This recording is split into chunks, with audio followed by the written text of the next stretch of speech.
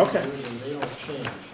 And then all of a sudden, next year, like 10 years old. I'm going to reconvene the meeting now. I'll make a motion that we approve the minutes from the August 27th and September 5th meetings of 2024 as Second. printed. Second. Been moved and seconded. Any discussion? All those in favor? Aye.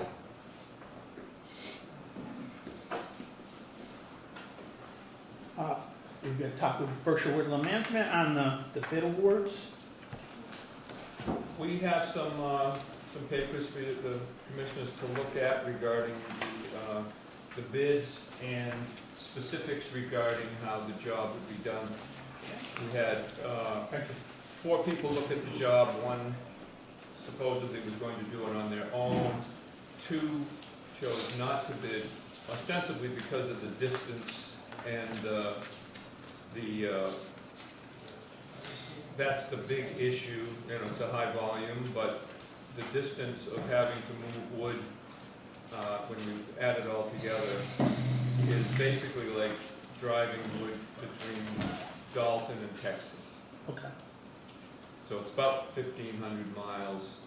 So we wanted, you can see from that first page there from Edward Denham, we wanted specifics on how these 2 bidders would handle the job. And just to try to avoid problems and get things done as quickly as possible. We just finished a job for Great River Hydro in Vermont that was about 25% more than the volume on this. It was around 1 million feet. And that took 5 winters. 5 winters. Okay. Okay, so if you take a look at this, then we can maybe discuss some specifics. All right.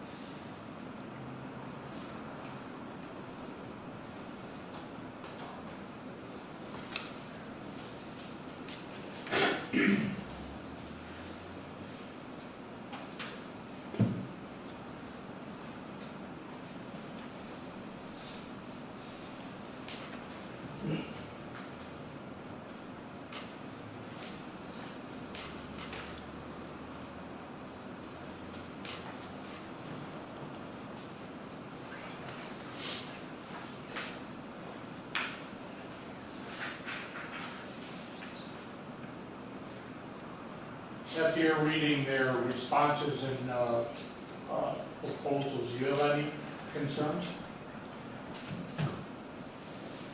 I think there's just a couple things that did jump out to us just from what they're planning to do, which that's information we aim to include in a contract with them and hold them to it. But one is that the middle sheet, which is from Steve Galosh, we plan to bid $71,000 for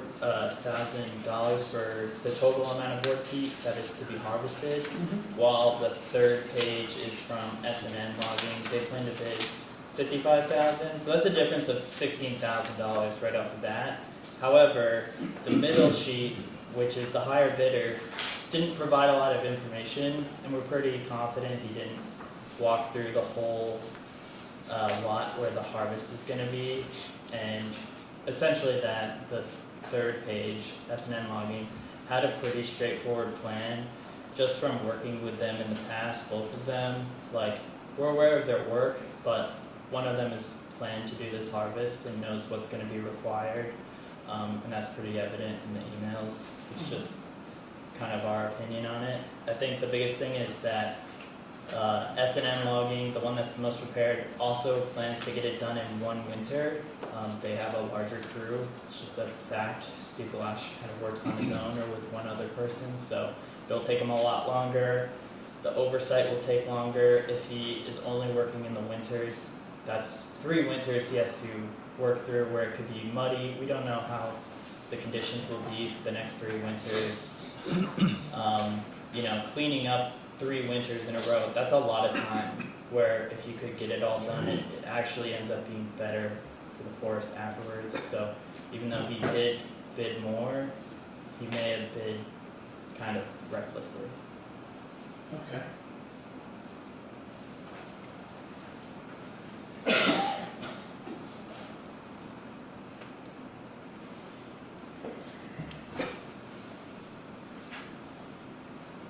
Do we know where the 2 companies are out of? S&N is out of Hawley, Massachusetts, and Steve lives in Belchertown, Massachusetts.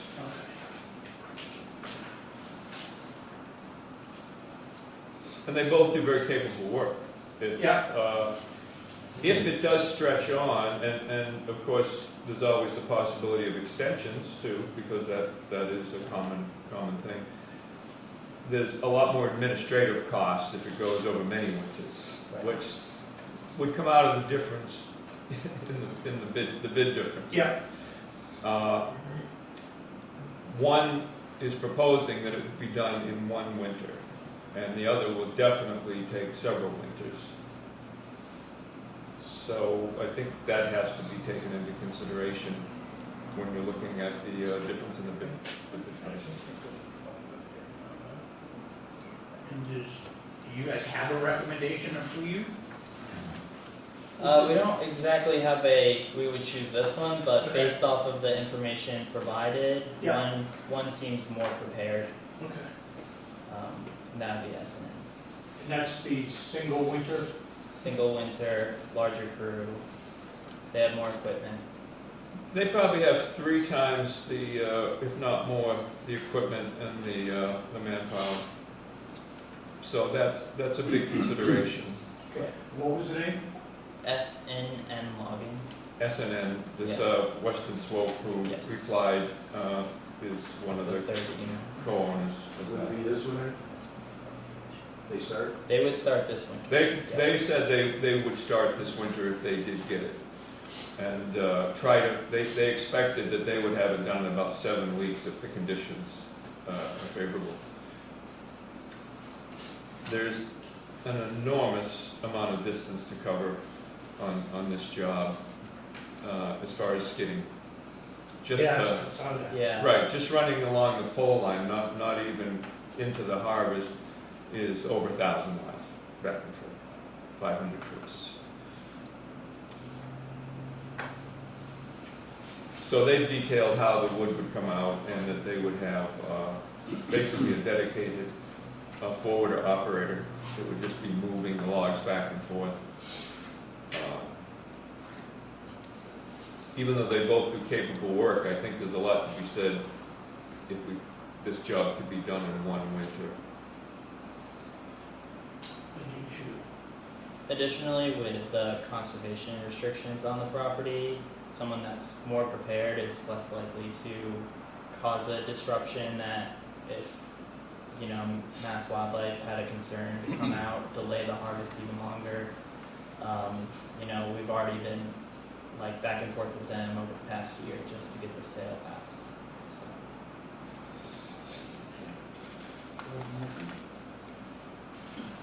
Yeah, I make, what was can we discuss We can discuss it. the pricing, what the bids were?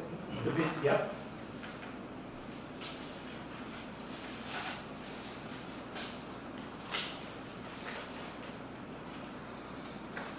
So S&N Logging's bid is $55,000. 10% deposit with bid, 40% by December 31st to start the harvest, and 50% by December 1st of '25 in completion.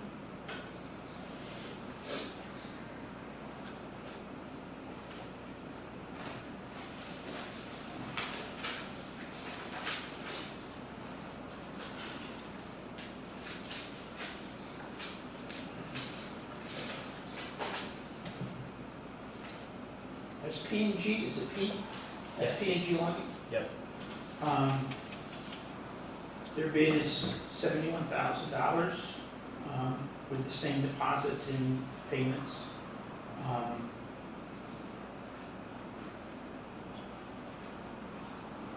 that's where we're at with the contract costs. And this one has the deposit in it. The other one was sent back by the person running the meeting. They just took The highest bid. the high bid, Oh, okay, and the other S&N said they will pay immediately Okay. if they ended up getting the bid. Got it. So we need a motion to start discussion. Yeah, I make a motion that we award the bid contract to S&N Logging for the amount of $55,000.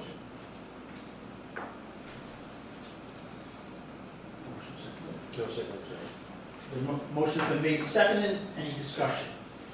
Yeah, I'd like to just discuss a little bit about, and I know you have experience with S&M logging. I know that you're saying that they'll complete this within 1 year, 1 winter approximately, and they're a larger sized outfit to handle this amount of work. Saying that, is it worth $16,000 to us to go with S&M logging? Well, of course, all the decisions are in the best interest of the Dalton Fire District. And with this job that we just have seen completed in Vermont, that was ostensibly going to be done in one fell swoop, and it took 5 winters. That's 5 winters, or 4 additional winters of administration, which is expensive. We have to be there, and the job has to be closed out properly at the end of the winter, water bars put in, all kinds of things like that. So if this job went many winters, that 16,000 would go pretty quickly, and maybe be more than that. The $16,000 would be used by your costs to manage and oversee. Exactly. Okay. Exactly. I mean, if you just looked at, just say, a round number, $5,000 for administration, if it was 1 winter, now you start multiplying that by 2 or 3. That actually gets maybe beyond the 16,000. So it does seem, I think, in everybody's favor to get this job done as quickly as possible. Now, we don't know the winter conditions. You know, we all know winter's not like it used to be. So that's a big factor. But if we have a good stretch, a reasonable stretch of cold weather, S&M will send a lot of personnel and equipment on to get that thing done immediately. And SPG doesn't have that. They're only basically a two-person operation. They have some very expensive equipment, very good equipment, but just running the logs back and forth between here and Texas, you can imagine how much time that will take right there. Okay. Thank you. Additionally, if there was a concern, a crew of 5 or 6 usually takes care of a concern within a day, or a crew of 2, you could say, hey, we have this concern, and then it might be a week before it's done.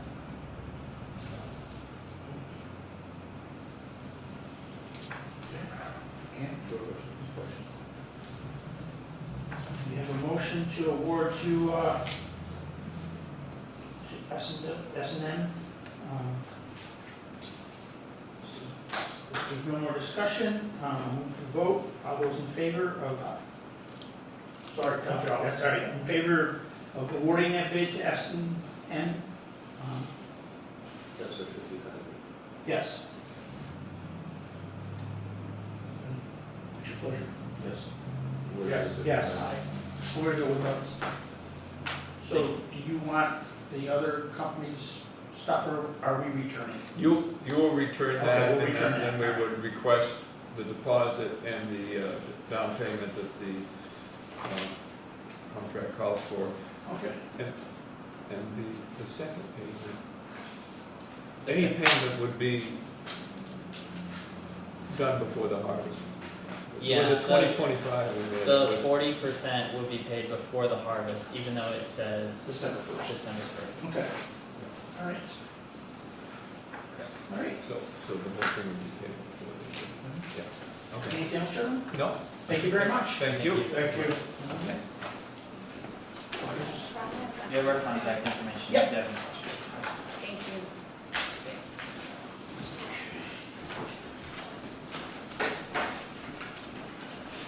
The fire and ambulance report. Good evening. First of all, we're going to start off with the ambulance committee and what we're doing so far. Our director has hit the ground running, Morgan, doing a fine job so far. She's communicating well with Charlotte and myself, and right now we're doing very well in that department.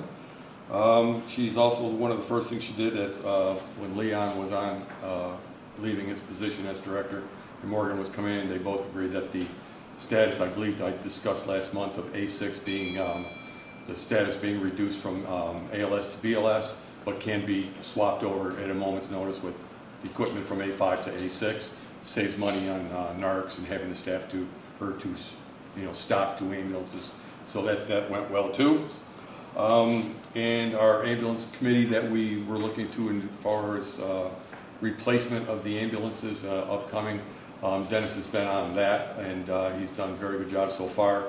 He's spoken with a couple of suppliers, one that is saying anywhere from 2 to 3 years, and they would also engage in a non-binding, basically, agreement that would put you into queue for an ambulance that would be, it's almost like a waiting list is what you're waiting for, but it's a non-binding, you don't have to put any money down, and it's one of those, if the ambulance, your department comes up in the queue, and then you design, build an ambulance. The downside of that is the 3 years, and also what your trade-in values are going to be 3 years from now. Mhm. So that's the downside of that. The other supply place he was looking at, they are building ambulances on spec.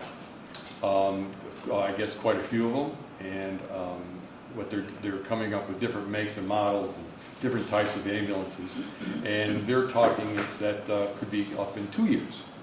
So right now we're all in the discussion stages and stuff like that, and when Dennis comes back with more information, we'll see where this goes and see if they have anything that we actually can use. So right now that's where we stand as far as ambulance replacement. Okay. Okay. The next section is our fire calls that we had August going into September. Labor Day weekend was wicked busy. We got slammed with like 3 structure fires and a motor vehicle into a building within 7 days. That usually doesn't happen around here unless one of the chiefs are out of town. But we had 151, 153 West Housatonic Street. Passerby going by noticed a fire on the porch on 153. Alerted the residents that weren't quite aware of it. Got them out of there. We arrived on scene. It was about 3 o'clock in the afternoon. Our ambulance was already on 1 call, and we had crews that got there pretty good. We were able to knock down the fire on 153, make entry to the building, get up to the attic and run water down through the walls. It had a gambrel type of construction, and run water down through, which knocked the fire down. And as of now, 151, that's the landlord side, they are back living in that side, And I guess right now they're probably just waiting for insurance and see what they're gonna do to 153. But that house was saved and the people are back in it on 151. The next one was Prospect Street, kitchen fire. Was contained to the stove and the cabinets above. Crews got in there, it was knocked down very quickly, and that inhabitants were able to move right back in. And I guess the construction and repairs are underway. So that was another save. The next one was motor vehicle into a building, St. Agnes. Everything worked out well there, no injuries of any type. I guess a medical condition may have contributed to that, but the building is under construction, and it looks like they are back to using the library, which is the part of the building that was damaged. And they're already back to using the library, so that was a salvage building too. The last one is Deming Street. Came in about 11 o'clock at night. I think it was right after Labor Day. Heavy fire in the rear of the building. Inhabitants didn't know it. A neighbor taking the garbage out next door alerted them. Got them out of the building. Our crews were able to get there very fast, and we were knocked that fire down very quickly. So one of the police officers did receive some injuries from smoke inhalation by helping them retrieve a dog out of the house. But I just want to say that there's 4 incidents in 7 days, and everything was salvageable, repairable, and able to get back in. I just want to commend our crews for what they've done and the training that they received. That I'm very proud of what they've done. Very proud. So, our next thing is training. Training is going well, obviously. If we're doing stuff like that, then our training is going well. We're looking into doing some training with our neighboring departments. We got auto extrication coming up in the next couple of months, or next couple of weeks, and they're going to be coming down into give us a hand and learn the new style of cars now with the electric EV vehicles nowadays. It's a whole different ball game with auto extrication. So our training is ongoing, and that's doing well, and I'm very proud of that. Our OSHA update, per the invitation that we've reached out for them to come in and give us their recommendation, we're following the recommendations so far, and we're following their procedures, and that seems to be going very well. But I'm going to turn that over to our fire prevention officer, who can enlighten us a little bit more. Charlotte? Yeah, so we are continuing to draft some policies that they wanted to see updated. Our training is also continuing on schedule to meet those annual requirements. The bloodborne pathogens policy 801 that I gave you in August meeting is that draft has been finalized, so it is ready for your approval and acceptance if you are willing.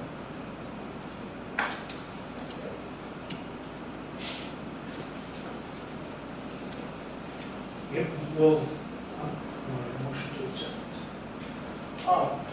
Can I get a hard copy prior to? Yeah, you actually have the hard copy from last meeting. Okay, It's the same one, but I can print it out again for you. thank you. Yeah.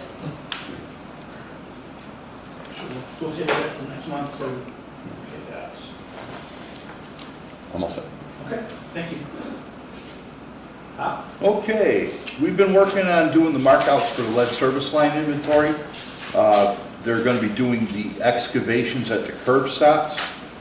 This part of the project is slated to start tomorrow and continue until Wednesday, October 2nd.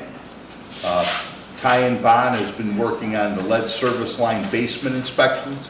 They had a lot of callbacks from people that have set up appointments with them for them to come down and take a look at what they had coming out of the house. Let's see, September 5th, the district had its DEP sanitary survey. We haven't received the report yet from them, but the inspectors had stated that there were no major findings and everything looked good. We repaired the gate box on Depot Street at Chamberlain Ave. There was a big pothole there. The gate box was down about 6 inches from the surface. We brought it up to the surface, paved around it. It's all repaired. We had an issue with the tank level data at the Reservoir Road tank. We weren't getting the proper reading from the SCADA system. I called in the SCADA technician from Ty and Bond. They did some troubleshooting on the problem, and they found it to be one of the cards in the PLC at the filter plant. We changed out that card. I ordered a replacement for it, so we had a spare in stock. During the repair of the gate valve on the corner of North Street and Main Street, a section of the sidewalk had to be removed. The sidewalk's been replaced and the soil around it has been filled in and seeded, and the grass has grown there. It looks good. I was told of a grant opportunity while they were doing the sanitary survey. I contacted Ty and Bond for assistance in applying for the Cybersecurity Improvement Grant. The application deadline for this grant is October 1st. So in that, I'm requesting approval to oversee the administration and utilization of grant funds awarded for enhancing cybersecurity within the district.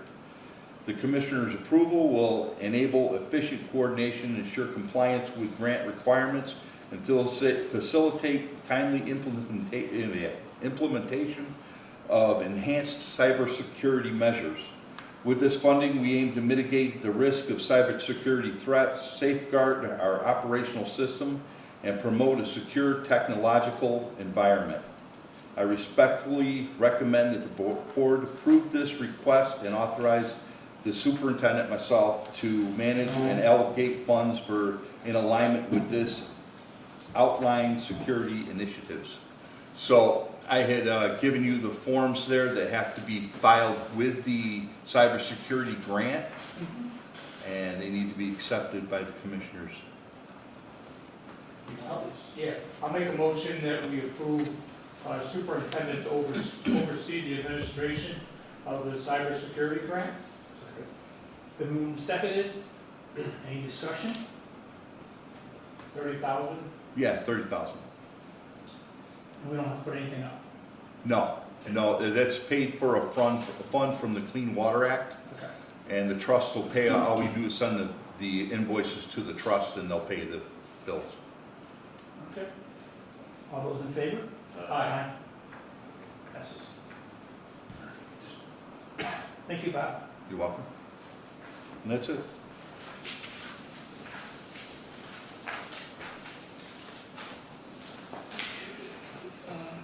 Administrative reports. The water department last week posted flags on the water lines at the homes with shut-off notices. So residents have been coming in to pay their past due bills. I think we only have about 20 households that have not paid their previous bill. New bills have all been processed, printed out, and Zip and Sort will be picking up tomorrow. It was a little over $444,000 altogether for October 1st billing. I had my first class in UMass accounting training on Friday. They went over free cash and the tax recap, which was very good. I learned a lot, and I have it for 3 hours on Friday and 3 hours on Thursday. Public records requests are almost completed. I have a few that I have to revise. One of the individuals that placed the order never picked it up, and we had 2 open meeting law complaints that were sent for appeal to the Department of Labor, and we actually won both of the complaints. They were satisfied with what we would change for all of our open meetings from now on. Okay. All right.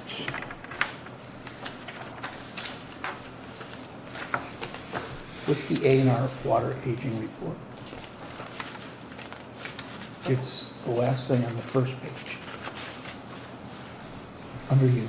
Oh, but there's the 20, there's 20 Oh. residents, it's about 8,000, Eight, about $6,000. 6,000? Yeah. Okay. All right.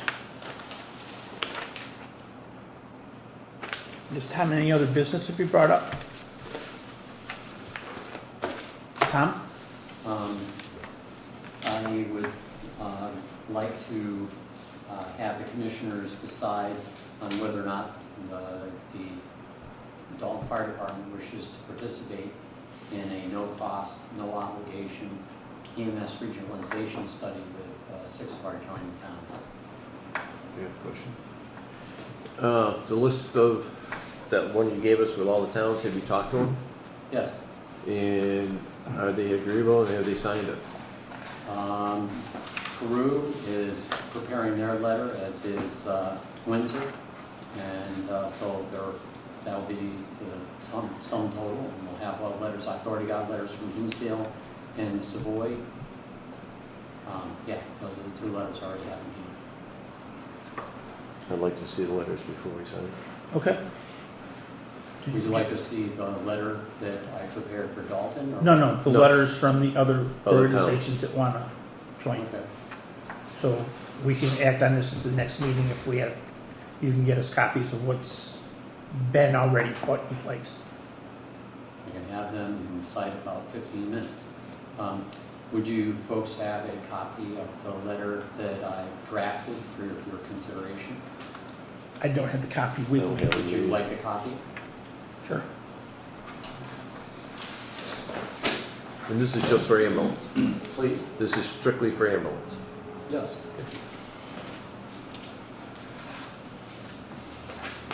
It's fashioned after what they're doing in, Don't read them. Or that one? you already have one. Do you need one? It's just similar to what they're doing down in South County? Exactly. Would you like one? Sure. Anyone else?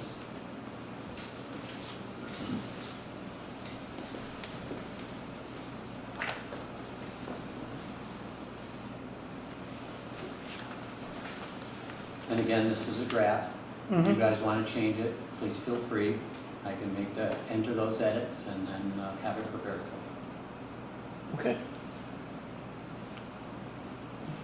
you. And shall I drop off those copies tomorrow? Yep, that'd be fine. We'll look them over, and if we have any other meetings between now and the regular scheduled meetings, we'll put it on the agenda at that point. But if not, it'll be on the agenda for next month. Thank you. Elliot from Elaine Avenue, can I get a thumbnail sketch of what you're talking about? Of what you're talking about signing up with and joining into, or? Would you like to explain it to him, Tom? There's a push statewide to support regionalization of EMS services because it's not financially viable to have only, have separate full-blown EMS services in each town. And what we're hoping is we could get some understanding so in the next 5 years we can figure out what we need to do and how and when and where.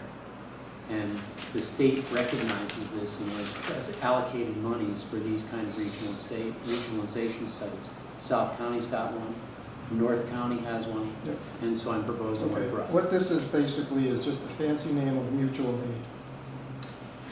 Okay, I it's- understand. It's a little bit more than that, but it's not a bad start to think that. Coordinated mutual aid. Okay. All right. Anything else?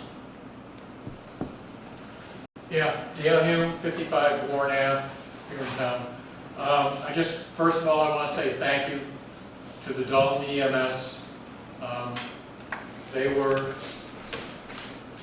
a great help to me on August 30th. I walked in, it turns out I had a major heart attack, and they took very good care of me, very professional, and awesome group of people. Second part of this, I was an active member of the Dalton Fire Department for 28 years. Worked for the fire department in Maine and New York.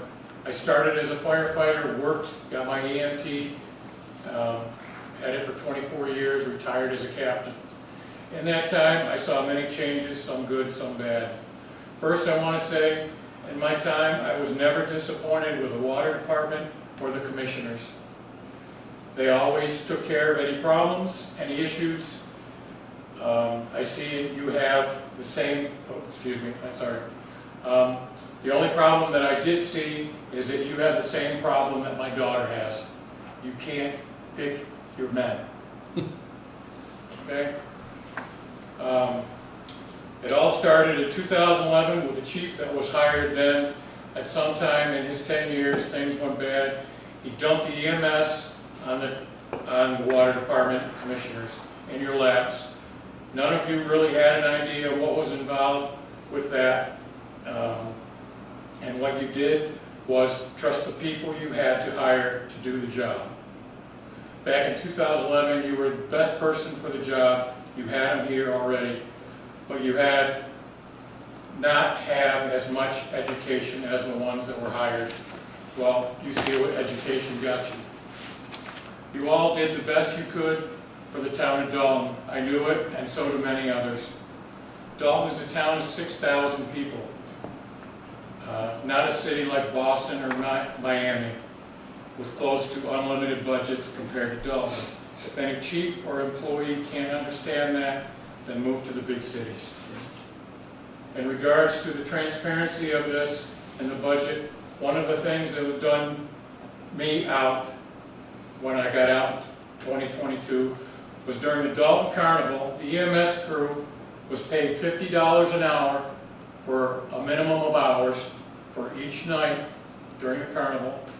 And the firework crew were paid $50 an hour for 4 hours at least for a 4-man crew, okay?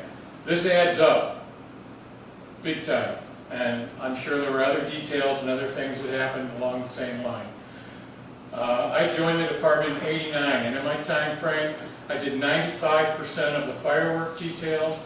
For 10 years, Louise and I did the EMS details at the carnival and worked at the food booth at the same time. And guess what? We were never paid an hourly, nothing. So when you add detail like this to the budget, that is why the budget was overdrawn. And there were other things involved, I'm sure. Another overspending I see is whenever I drive by the firehouse, all the lights are on. Up here, down in the bay, downstairs, all the time. Okay, that adds to your budget, so that doesn't go over very well. Now, another big thing that I just learned recently is now they have 3 people on per shift for EMS. Like I said, for 10 years, Louise and I, on Monday, Wednesday, Friday, Saturday, and Sunday, handled the shifts with 2 of us in our 50s and 60s. Now they got 3 people on. I question the legitimacy of having 3 people on, because I had the experience of using 2. 1 male, 1 woman. Let's see. Okay, so for as I can see, is the last 2 chiefs did not fulfill their position. One bought and paid for equipment for the department that is not there and cannot be found, and the other in no way did what they were hired to do, never answered a call, EMS or fire call. So, to me that makes them unfit for the position. Myself, never got their certification for EMS also. The Dalton Fire Department has always been a volunteer department. It was a self-contained department, efficient, respected statewide, one of the best in Western Mass. The leaders always came from within, the chiefs and officers. I knew why that had to change. I saw it in my time in New York and Maine and Dalton, that I will take volunteers hand down because they do the job because they love it, not because they're so concerned about how much overtime they make. Okay? One final point. A lot of the problems that are going on right now are because people are pointing fingers to take heat off, just like a political party in this country. They're pointing fingers to take heat off themselves for other things, transparency, so on and so on. I remember when the Dalton Fire Department was the best in Berkshire County. Excuse me. I was here at a meeting, and I remember hearing a past county chief say to one of our current members, I remember when the Dalton Fire Department was the best department in Berkshire County. What the hell happened? I wanted to say in the worst way, but it would not have gone over well, is what happened is they had to pay outside people to come in and run the department. That's what happened. Tying up the system, okay, and then also, what I've been seeing a lot lately is the same people over and over calling in, wanting information, wanting records, wanting other stuff, keeping the people that are working in the office downstairs from doing their everyday job. Okay. That just totally disrupts the system, so, and it always seems to be the same people. Thank you. I hope I didn't make things too bad for people, but I think it was time that something had to be said. Thank you. Anything else? Make a motion, we adjourn. Second. Been moved and seconded. All those in favor? Aye. Aye. Thank you very much.